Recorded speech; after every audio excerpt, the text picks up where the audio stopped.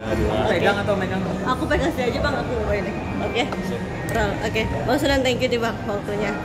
Bang, masih terkait support buat Bu Ami. Kemarin dia baru ada pemeriksaan kan di Polda Metro Jaya sebagai saksi. Seperti apa sih bang melihatnya bang?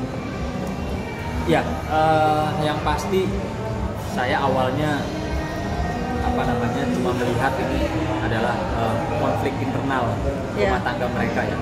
Namun demikian sudah sampai sekian lama saya melihat ini sudah menjadi tontonan yang tidak baik untuk masyarakat Indonesia khususnya, yang dimana perseteruan rumah tangga warga negara asing di situ saya lihat ada juga ya dugaan, ada juga peran orang ketiga dari warga negara Indonesia yang juga terekam di video yang viral tersebut membawa seorang bayi yang dimana bayi tersebut adalah bayi dari Eden Wong dan Eni khususnya.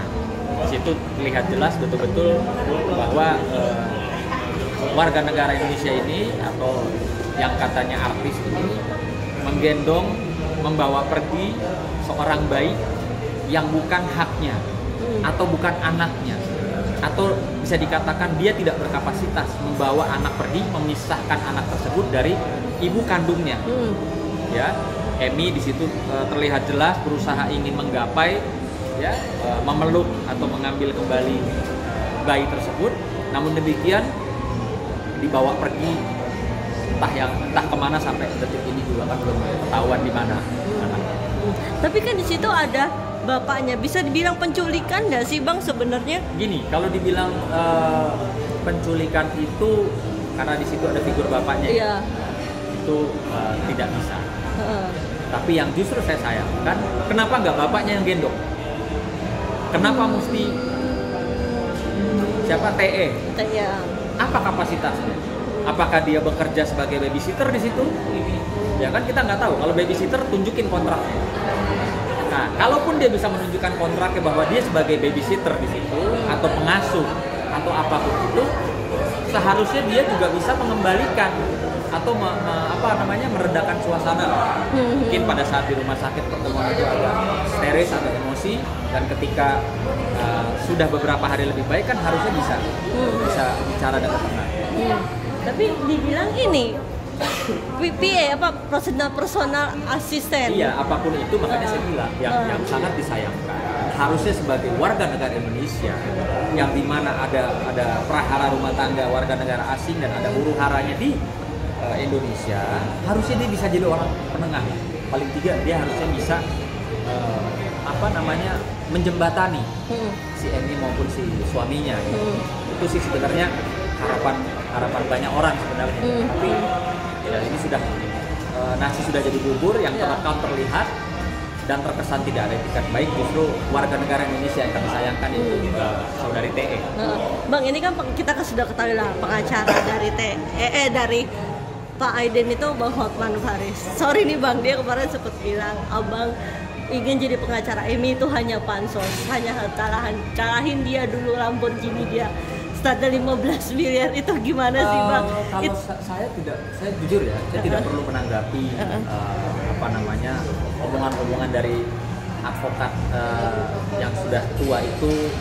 Agak sedikit ngiri mungkin sama saya ya. Saya masih muda, udah sukses, lebih ganteng dari dia, ya kan. Sudah ya bisa dikatakan mungkin pada saat dia seusia saya jauh lebih dari dia gitu. Jadi buat saya nggak usah ditanggepin juga. Yang pasti saya itu kepanggil karena hati nurani melihat ini sudah membuat jelek ya nama baik Indonesia gitu. Karena ribut-ributnya di sini ada keterlibatan warga negara Indonesia yang kita duga ya menjadi sesuatu pemicu lah, salah satu pemicu. Di sini yang Salfok juga adalah minta Bang Hotman itu minta membuktikan Bang Sunan harus seperti dia beli cincin, beli Lamborghini, mengamerkan harta kekayaan gitu. Oke, gini, itu sih sebenarnya bukan omongan seorang pengacara senior ya terhadap saya juniornya. Kalau bicara masalah kekayaan, yang pasti ini bukan apple to apple. Saya sama dia tidak seumuran, saya sama dia beda levelnya, artinya ya dia lebih jam terbang lebih tinggi, lebih senior ya. Pastilah dia lebih kaya jauh.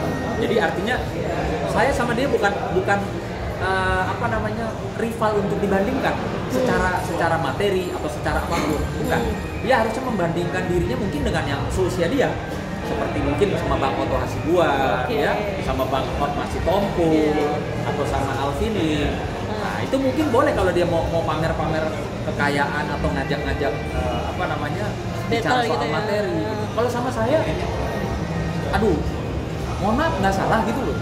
Saya kan jelas-jelas juniornya. Bukan tandingannya lah gitu. Dan lucu aja kalau orang bicara kasus kok malah pamer cincin berlian. Dia punya cincin berlian, saya juga punya. Ya. Dan yang pasti harga berapa, Bang? Enggak, yang pasti nih, ya, karena saya orang ngerti berlian juga. Nggak mungkin apa yang digunakan seharga 15 miliar itu nggak mungkin. Nggak mungkin. Kalau miliar saya percaya, tapi kalau sampai belasan miliar nggak mungkin. Kan dia bicara nih cincin gua satunya aja 15 miliar, nggak mungkin. Ya, kalau perlu dibawa aja tuh ahli-ahli berlian. Emang segitu nggak harganya? Kan kita bisa ngitung, kita bisa kalkulasi dari mulai harga emasnya tuh berapa per gram, lalu berapa kerat berliannya, lalu ongkosnya, kan kita tahu.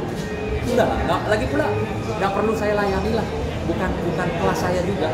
Bukan kelas saya, dia sudah jauh lebih tua, ya saya junior dia, nggak pantas saya melayani dia. Harusnya seperti apa sih Bang? Senior maksudnya? Ya, harusnya mengedukasi hukum kepada masyarakat, bukan malah marah-marah sama netizen atau sama masyarakat. Dibilang nggak ada otak, dibilang kalian semua munafik, dibilang semua laki-laki pasti punya selingkuhan. Nggak begitu, ya nggak begitu, nggak semua orang, nggak semua laki-laki seperti Anda gitu. Contohnya bapak saya di rumah baik-baik, ya kan? Nggak ada tuh gitu-gitu. Kalau sayanya memang saya mungkin lebih bajingan dari dia gitu loh. Tapi kan itu zaman dulu saya. Kalau dia kan baru sekarang. Nah terus dia cerita kan membanggakan diri seolah-olah dia tuh pahlawan keadilan bagi masyarakat. Ingat, dia tuh baru berapa tahun sih? Kalau mau ngomong jujur, dia baru berapa tahun yang namanya dia itu membantu masyarakat gratis. Ya, baru berapa tahun. Pengacara senior saya juga ada namanya Hotma Sitompul. Dia punya lembaga bantuan hukum yang bantu masyarakat mungkin udah ribuan jutaan. Itu sudah dari zaman dulu. Nah, kalau dia membandingkan sama saya pribadi, saya bisa dilihat rekam digitalnya, historicalnya. Saya bersama Himpunan Advokat Muda Indonesia ya, sudah jauh lebih dulu membantu masyarakat se-Indonesia ketimbang apa tuh? Dia gitu loh. Kalau saya sebenarnya orang nggak mau banyak ngomong. Artinya kalau kita berbuat yang baik untuk masyarakat, ya itu jadi tabungan pahala kita saja. Nggak perlu diumbar, dipamer-pamerin.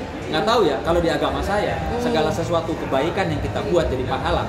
Nggak perlu tuh dipertontonkan, dijadikan kesombongan, bahkan sampai mengklaim dirinya lah yang paling banyak membantu masyarakat. Nggak begitu. Coba deh, tolong deh. Saya tahu kok ada si abang itu ada tim, ya, ada tim sosmednya.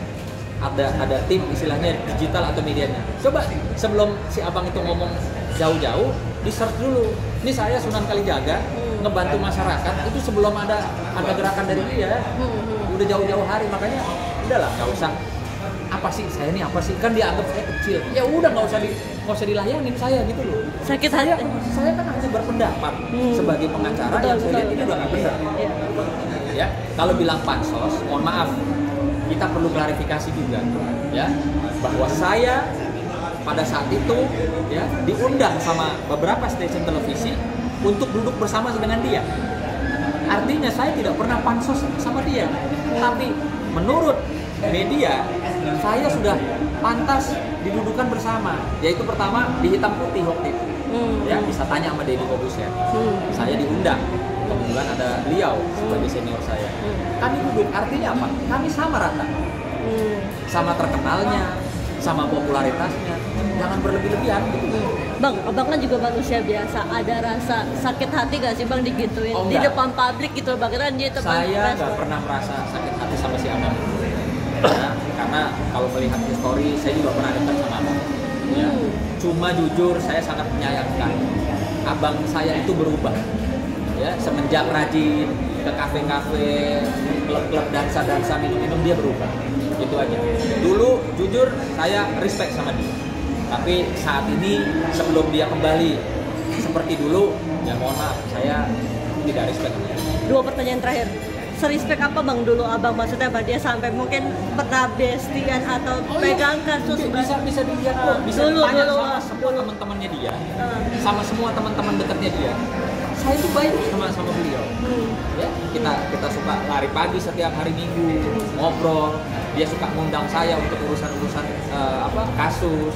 Artinya baik sekali. Sebelum bapak itu mengenal dugem dunia gemerlap, ya, joget-joget, dansa-dansa, minum-minum, party-party, saya sangat respect, bahkan saya bilang pantas jadi partner. Demikian sekarang, ya mohon maaf, saya nggak mau ada dekat-dekat dia juga nggak mau saya. Bang terakhir, nggak ada, maksudnya abang juga dikenal pengacara jarang banget flexing, maksudnya nggak ada niat untuk, kan abang juga bisa kayak dia, maksudnya flexing bang dari apa, ada niat kayak gitu nggak sih bang, atau seperti apa sih bang? Gini, justru kalau bicara flexing, lihat saja direkam digital. Pada saat saya memamerkan uang miliaran di kendaraan mobil saya Hummer yang sedang berjalan pada saat itu tahun 2016 atau 17 ya. Itu kan belum ada orang yang flex, baru cuma saya. Gitu. Jadi buat saya itu hal-hal yang itu udah masa lalu gue lah gitu. Kalau sekarang flexing malah norak buat saya. Karena saya menjadi trendsetter. Bisa dilihat rekam digital ya. Jadi kan rekam digital tuh ada tanggal, ada tahun, nggak mungkin bohong. Makanya saya kadang ketawa aja gitu loh. Apa yang dia lakukan saat ini itu saya udah lakuin dulu. Baik itu urusan perempuan-perempuannya, baik itu urusan membantu masyarakatnya, saya udah lebih dulu gitu. Tapi memang saya nggak memamerkan hal-hal seperti itu. Saya nggak pernah pamer-pamer masalah cewek-cewek, saya nggak pernah pamer-pamer masalah apa yang saya perbuat buat masyarakat. Ini contoh, ada kemarin seorang perempuan yang viral sampai masuk di media, dia dilaporin oleh pacarnya sampai dia ditahan masuk penjara di Jawa Tengah, ya kan? Saya nggak banyak ngomong, saya telepon anggota HAMI saya di Jawa Tengah, saya bilang tolong dampingi, gitu. Itu kasihan, perempuan dipacarin, dijanjiin dinikahin, bahkan mohon maaf diperawanin, terus ditinggal, si perempuan marah, kirim paket ke rumahnya, malah ditangkap polisi sekarang ditahan. Kemarin saya komunikasi, bang, kami sudah tangan, udah buat saya. Pahala itu nggak perlu dipamer-pamerin, ya. Bukan cuma dia kok.